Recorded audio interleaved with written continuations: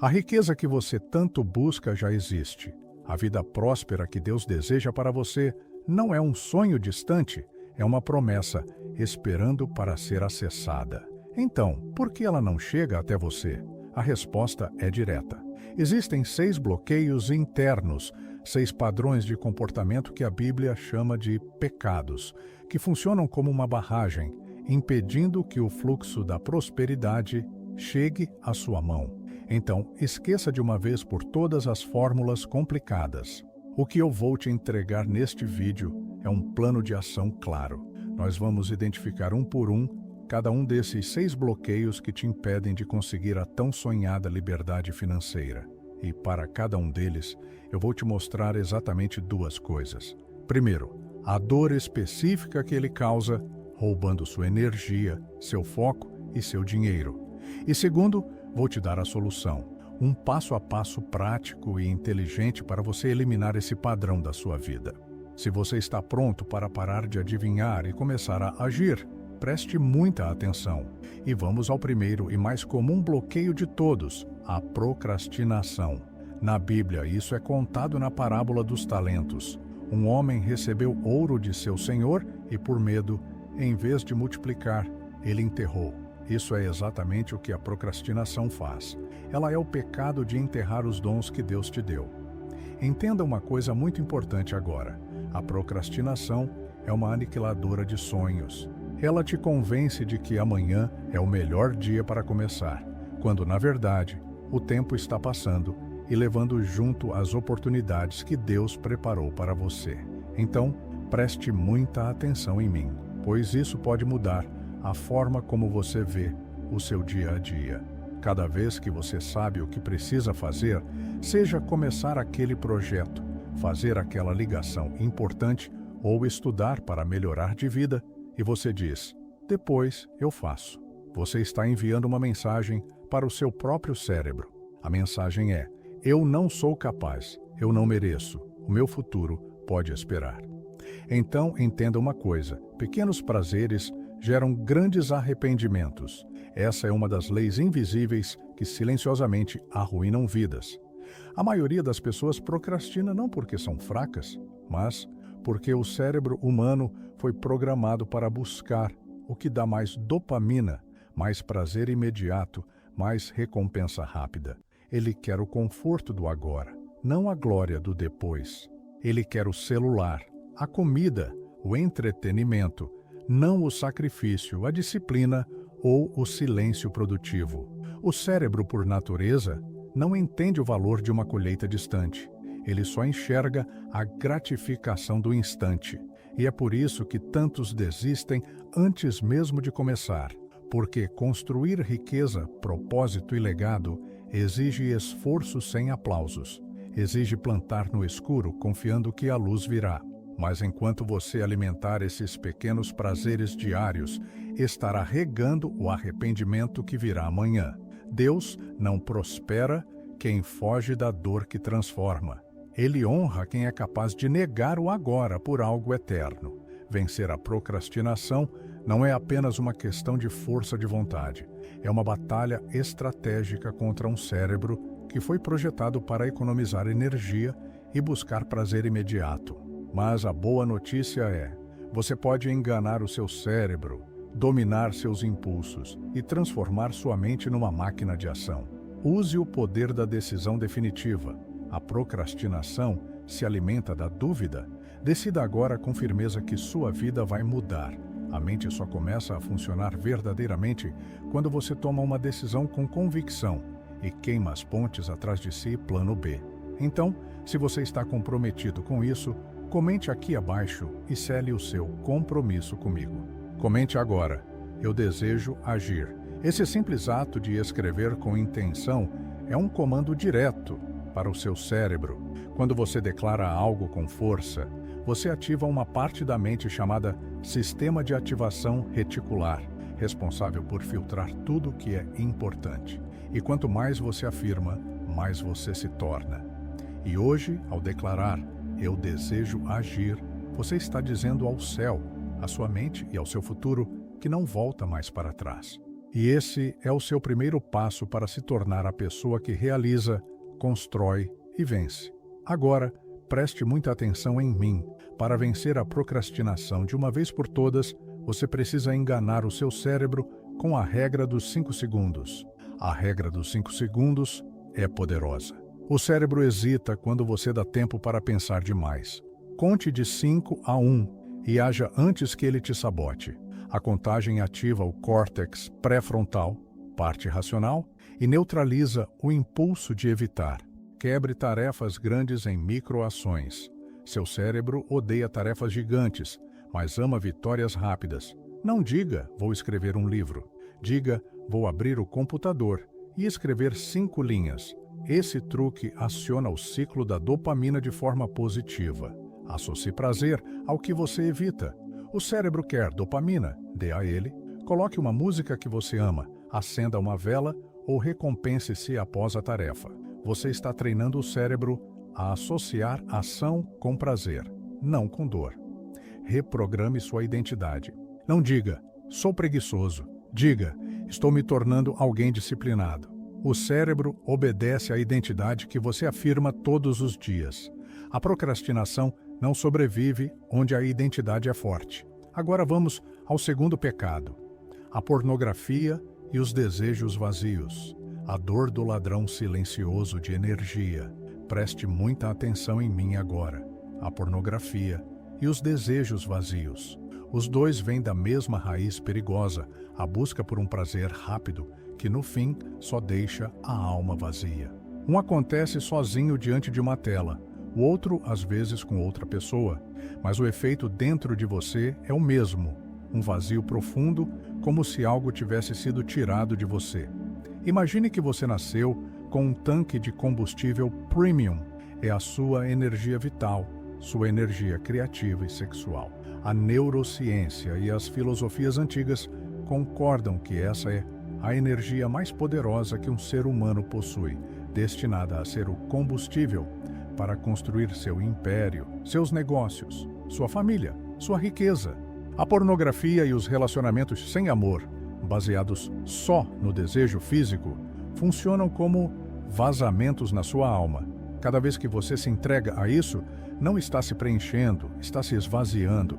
Em vez de usar essa energia para crescer, criar e conquistar, você está jogando fora em prazeres que duram poucos minutos e não te levam a lugar nenhum.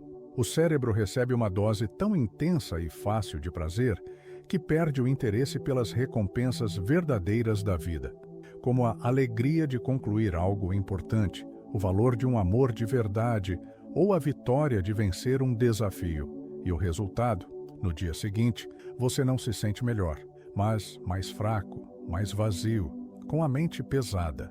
É como trocar a chance de construir um futuro para uma distração passageira. E Deus não pode encher uma vida que está se esvaziando todos os dias com o que não tem valor. Preste muita atenção. Para resolver isso, devemos começar com o primeiro passo, um detox radical. Você precisa criar uma barreira entre você e o vício. Isso significa limpar seu ambiente agora mesmo. Bloqueie os sites, delete os aplicativos, deixe de seguir as contas que alimentam esses desejos. Trate seu celular e seu computador como o escritório da sua mente. Você não deixaria lixo no seu escritório. Então, por que permite lixo na sua mente? Este é um ato de autodomínio. Você está dizendo ao seu cérebro: a partir de hoje, eu estou no comando, não meus impulsos.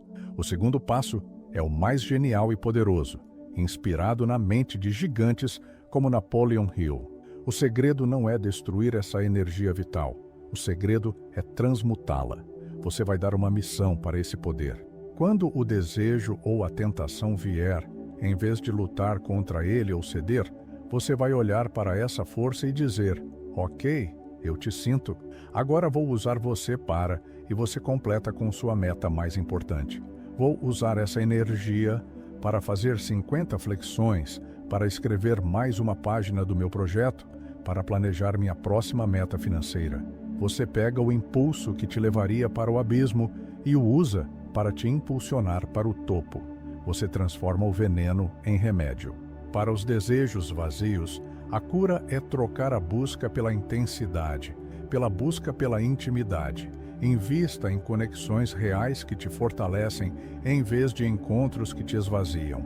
Ao fazer isso, você não está apenas vencendo um vício, você está recuperando o combustível do seu sucesso. Agora que sua energia está mais limpa e seu foco mais claro, precisamos enfrentar o terceiro bloqueio.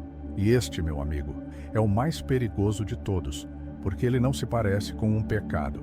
Ele se disfarça de inteligência, de sabedoria. Estou falando do medo disfarçado de prudência. O medo é um aniquilador de sonhos. Ele não grita, mas sussurra baixinho. Não, agora você não está pronto. E se der errado, mas a verdade é simples e dura. Quem escuta demais, o medo paralisa, e quem paralisa, perde. Porque o medo não é sinal para parar. Ele é o exato sinal de que ali existe uma porta esperando para ser atravessada. Quando você sentir medo, essa é a hora exata de você pular. A maioria das pessoas não fracassa por tentar e errar. Elas fracassam porque nunca tentaram, e nada corrói mais a alma do que o arrependimento de saber que poderia ter sido, mas não foi. Que poderia ter tentado, mas recuou, que Deus colocou a oportunidade e ela foi desperdiçada. Você pode falhar? Sim, mas falhar tentando é nobre. Agora, olhar para trás e ver que deixou seus sonhos morrerem por medo, isso é o verdadeiro fracasso. Então vá mesmo tremendo, vá mesmo com dúvida, vá com fé, porque enquanto o medo te trava, a ação te liberta. Lembra da parábola dos talentos? O servo que enterrou o dinheiro não se achava um fracassado, ele se achava prudente. A justificativa dele foi: eu tive medo. Ele usou a cautela como desculpa para a paralisia. O resultado, ele foi o único que não prosperou. A dor desse pecado é sutil. Não é a dor de uma perda óbvia. É a dor fantasma do que você deixou de ganhar. É a empresa que nunca saiu do papel. A promoção que você não buscou, o investimento que você viu outros fazerem e lucrarem. Você se torna um planejador de primeira classe, mas um executor de última categoria. Sua vida se enche de planos perfeitos e de resultados que nunca chegam. Esse medo é traiçoeiro, porque ele ataca a sua fé, mas te convence de que você está apenas sendo inteligente. E no reino de Deus, quem não age por fé, não colhe as promessas. O medo não é um sinal vermelho de Deus para você parar. O medo é o sinal verde dele para você acelerar com fé. Mas como atravessar esse portal quando suas pernas estão tremendo? Como agir? Eu vou te dar 3 ferramentas práticas e inteligentes para desenvolver a fé que age. A primeira ferramenta é: use o medo como uma bússola. A partir de hoje, você vai mudar sua relação com o medo. Em vez de vê-lo como um muro, veja-o como uma seta. Aquilo que você mais teme fazer, aquela conversa difícil, aquele pedido de investimento, o lançamento do seu projeto, é quase sempre um sinal claro de onde está a sua maior oportunidade de crescimento. O medo está te mostrando o caminho. A riqueza que você busca está do outro lado do desconforto que você evita. A segunda ferramenta é para a sua mente lógica. Faça a si mesmo a pergunta do pior cenário realista. Quando a falsa prudência disser é muito arriscado, pare e pergunte qual é a pior coisa que pode realisticamente acontecer se eu tentar? Não a fantasia catastrófica, mas a realidade. 2. Eu sobreviveria a isso? Em 99% das vezes, a resposta é sim. E 3. Qual é o custo de não fazer nada em 5 anos? Ao fazer isso, você tira o poder do medo vago e o transforma em um risco calculável e percebe que o risco de ficar parado é muito maior. E a terceira e mais poderosa ferramenta: pratique a fé do tamanho de um grão de mostarda. Deus não te pede para construir a muralha inteira em um dia. Ele te pede para assentar o primeiro tijolo. Pare de olhar para o tamanho da montanha e se pergunte qual é o menor passo à ação de 1% que posso dar hoje para provar minha fé e me mover na direção certa. É registrar o site? É fazer uma ligação? Faça isso. A coragem não é a ausência de medo. Coragem é olhar nos olhos do medo e dizer: eu sei que você está aí, mas quem está no comando da minha vida sou eu e o Deus que habita em mim. Quarto pecado, o vitimismo. Esse é o pecado de se colocar no papel de coitado. Preste muita atenção agora, porque esta é uma das armadilhas mentais mais confortáveis e destrutivas que existem. O vitimismo é a linguagem do "ah". Se eu tivesse nascido em outra família, a culpa é da crise. Ninguém me apoia. Se você soubesse o que eu passei, entenderia. Escute, coisas ruins acontecem. Injustiças são reais. A dor é legítima. Mas o pecado do vitimismo não é sobre a dor que você sentiu, é sobre escolher fazer dessa dor a sua identidade permanente. No momento em que você aponta o dedo e encontra um culpado para a sua situação, você voluntariamente entrega a chave da sua vida para essa pessoa ou circunstância. Você entrega todo o seu poder. É uma armadilha, porque se a culpa não é sua, a responsabilidade de mudar também não é. Isso te dá uma desculpa para não tentar, para não arriscar, para não crescer. Você pode até ganhar a simpatia dos outros, mas o preço é a sua força, o seu respeito próprio e o seu futuro. E espiritualmente, o vitimismo é uma ofensa contra a sua própria identidade. Deus te chama de filho, de herdeiro do mundo, de mais que vencedor. Mas a vítima se enxerga como um escravo das circunstâncias. E Deus não pode dar uma herança de rei para quem insiste em viver com a mentalidade de um mendigo. Enquanto você for a vítima da sua história, você jamais poderá ser o herói do seu destino. Mas e se eu te dissesse que a mesma caneta que outros usaram para escrever sua história de dor pode ser tomada por você para escrever um futuro de glória? Chegou a hora de pegar a caneta de volta. Existem 3 passos para aniquilar o vitimismo. Primeiro, você vai adotar a fórmula do poder. É simples, e mais R é igual a R. Evento mais resposta igual a resultado. Você não controla o evento, o que fizeram com você, a crise, a injustiça, mas você tem 100% de controle sobre a sua resposta, e é a sua resposta que determina o seu resultado. A vítima foca no evento, o herói foca na resposta. Pare de perguntar: por isso aconteceu comigo. Essa pergunta te prende ao passado. A partir de hoje, a sua única pergunta é: o que eu posso fazer a respeito disso agora? Essa pergunta te lança para o futuro.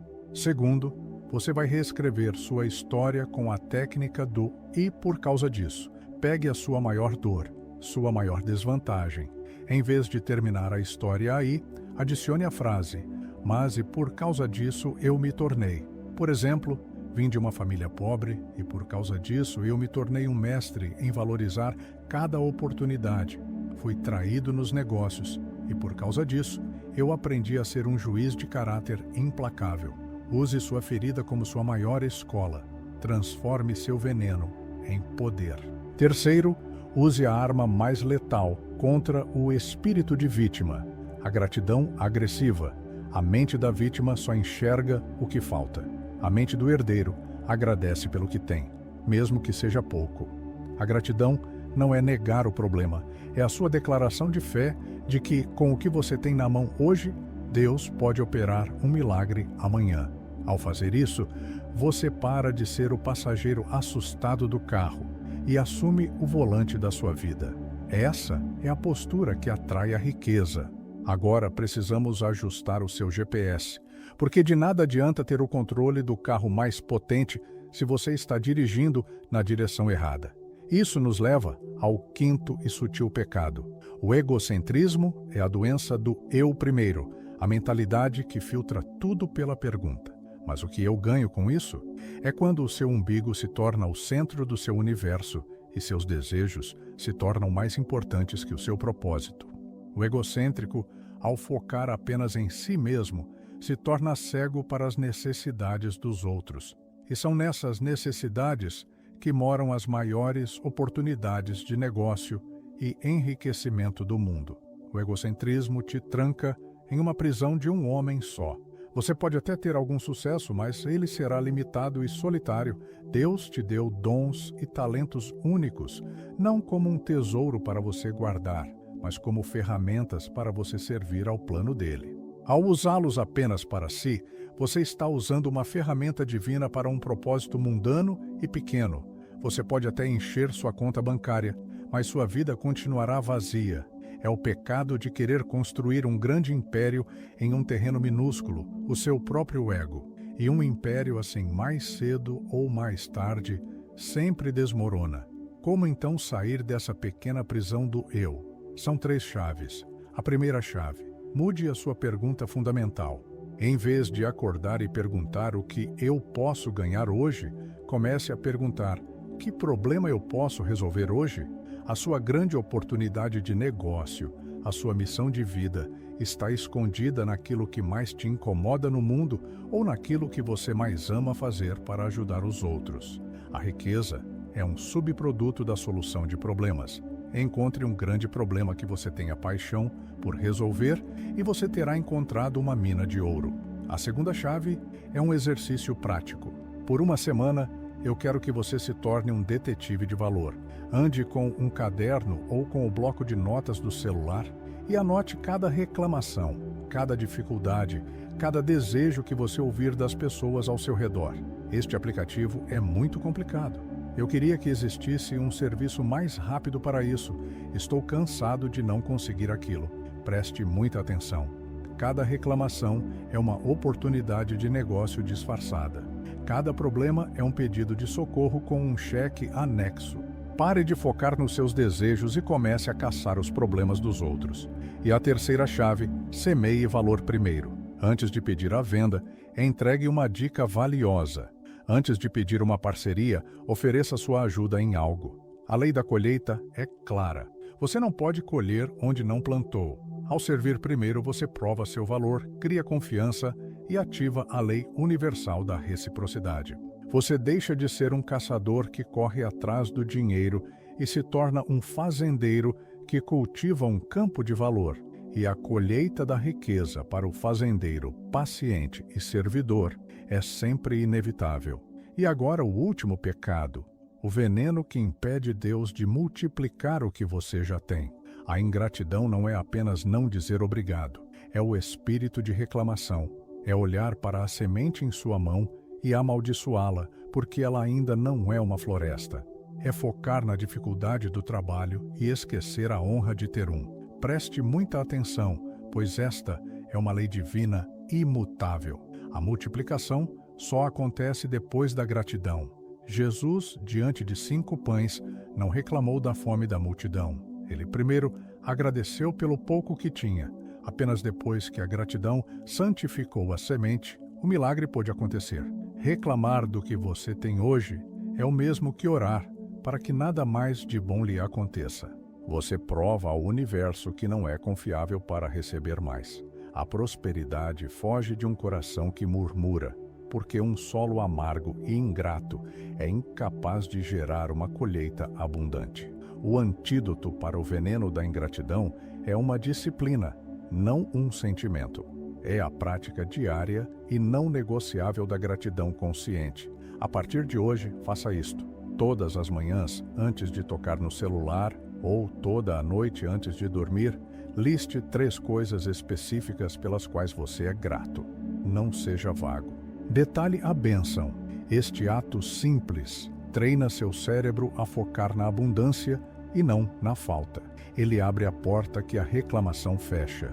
Se você gostou deste vídeo, não esqueça de deixar a sua curtida. Ela é muito importante para nós.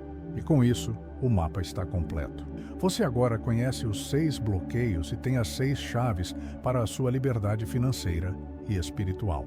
O poder de vencer a procrastinação, purificar sua energia, agir com fé.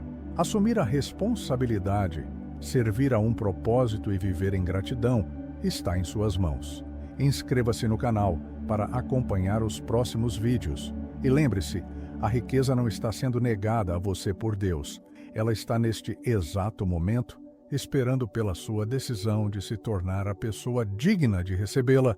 O trabalho começa agora, M.